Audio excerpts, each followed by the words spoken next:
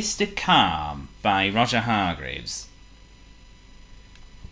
Mr. Calm woke up in his bedroom in Treetop's cottage and stretched. He opened his eyes, and as he contemplated the day ahead, the chirping of the dawn chorus floated in through his open window. Chirp, chirp, chirp! Went the birds. But suddenly, the peace was broken by a loud shout. Be quiet! It was Mr. Calm's next-door neighbour, Mr. Grumpy, who did not enjoy being woken up by the dawn chorus. Mr. Calm went to the window. "Good morning, Mr. Grumpy," said Mr. Calm, with a cheery wave. "There's nothing good about it!" retorted Mr. Grumpy. Mr. Calm went downstairs to breakfast. He sat back in his chair and sipped his soothing cup of tea. Suddenly the tranquil quiet was shattered by a loud noise. Crash! And then another loud noise. Bang! Wallop! Bang! Bang! It was Mr. Calm's other neighbour, Miss Noisy, playing the drums. The drums at breakfast time. "Good morning, Miss Noisy," said Mr. Calm without a glimmer of annoyance. After breakfast, Mr. Calm went out to his garden to do some morning exercises. Suddenly, his concentration was broken by a voice, a rather positive voice. "This is just not good enough! Look, there's a leaf on your path, on your pond needs cleaning, on your hedge needs trimming, on your gate needs painting!" It was Mr. Fussy, who lived across the road from Mr. Calm. "Good morning, Mr. Fussy," said Mr. Calm calmly. So as you can see, Mr. Calm was the calmest person in the world. He was as calm as a calm sea on a calm day. Nothing could upset or disturb him. When he set off for his daily walk, deeply breathing in the fresh morning air, he was not upset by Little Miss Quick roaring along the roads in a fog of fumes. "Hi, Mr. Calm, welcome to the club. I'm sorry I can't stop. I'm in a hurry."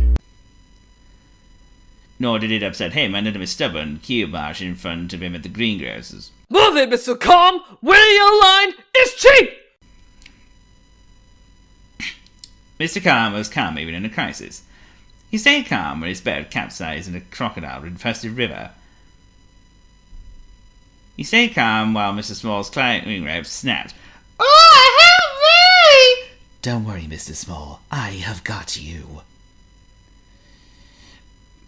But there was one thing that did slightly trouble Mr. Calm's thoughts, and that was how hectic his friends' lives were.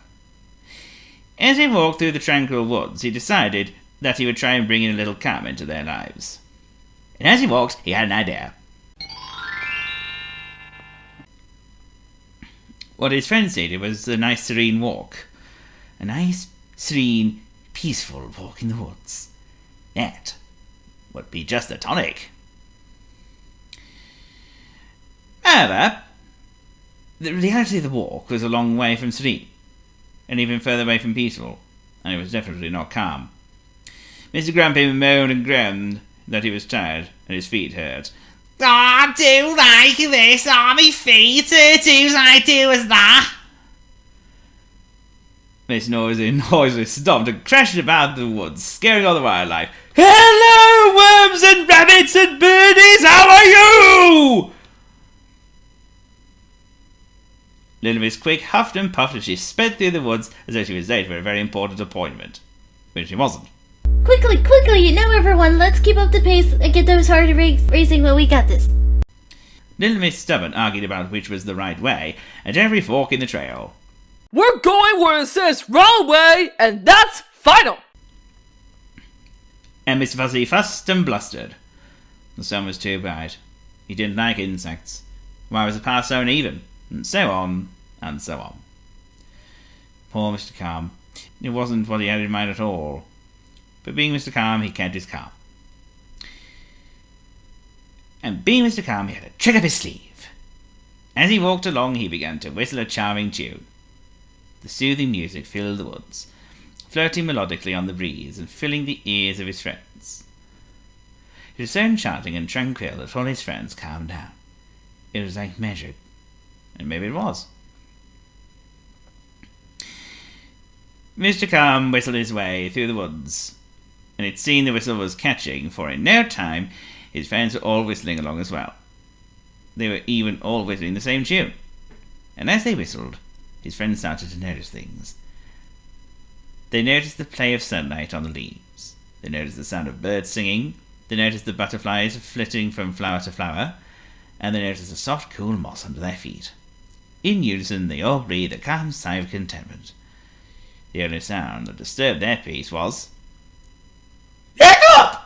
Sorry! Apologised Miss Noisy. I've got the hiccups! Profound sadness. Mr. This and Mr. That are dropping by for a friendly chat to show you round the Mr. World. Who knows when you're gonna meet that funny little fella with the small round feet? Don't you know they're all about you? Climb down, sit down, pull up a chair. Can't you see the Mr. Men are everywhere? You must not miss your friends, the